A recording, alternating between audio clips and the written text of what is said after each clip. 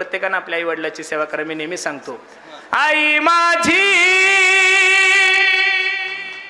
मायेचा सागर, दिला तिने जीवनाला आकार.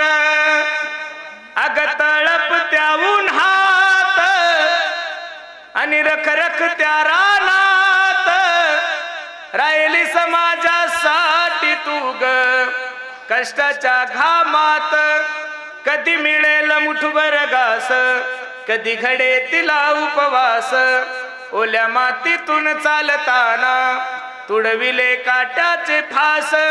आई माझी मायेचा सागर, दिला तिने जीवनाला आकार.